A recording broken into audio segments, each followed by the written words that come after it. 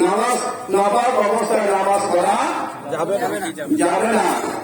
যদি নাপাক অবস্থায় নামাজ পড়া যাইত তাইলে মেয়ে লোকদেরকে প্রতি মাসে 5 দিন 7 দিন কারো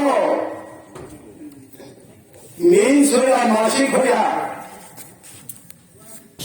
থাকে কয়দিন, 2 দিন 3 দিন, কিন্তু শরীয়তের হুকুম হলো কয়দিন?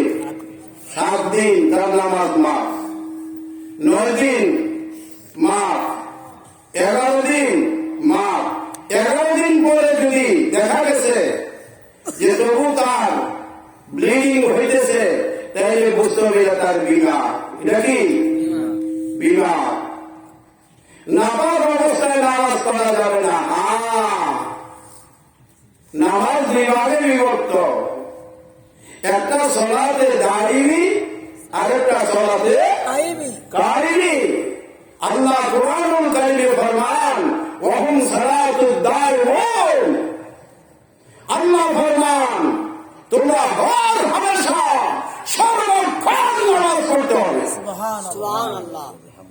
হাঁটতে, বইতে, খাইতে, ঘুমাইতে, পাকে না পাকে, গোসলে বেগুসলে, রাস্তায় ঘাটে 24 ঘন্টা নামাজ পড়তে হবে। এই নামাজের রুকু নাই, কি নাই? এই নামাজের সেজদা নাই। এই নামাজ কি? আসসালাতু যিকরুন নাযীম। সুবহানাল্লাহ বলেন। 24 ঘন্টা এই নামাজের রুজু নাই। এই নামাজ পীরের দরবারে গেলে পীর যখন তোমাকে এই কলম প্রতিমার মধ্যে সবক দিবে, আর তোমার কলম যখন আল্লাহর জিকির শিখবে, 24 ঘন্টা তুমি পায়খানা করবে, প্রস্রাব করবে, ভাত খাইবে, ঘুমাইবে, বাজার করবে, 24 ঘন্টা তোমার কলম আল্লাহ আল্লাহ আল্লাহ আল্লাহ জিকির করবে। সুবহানাল্লাহ। তাকে আমার তরিকতের ভাষায় আরেকটা কথা বলা হয়, 5 আনফাস। 5 আনফাস। শ্বাস টানতে আল্লাহ, ছাড়তে এইটা হলো দায়ী নামাজ। এই নামাজ পড়তে পা পড়া লাগে না, উযু লাগে না, সেজদা লাগে না, রুকু লাগে না।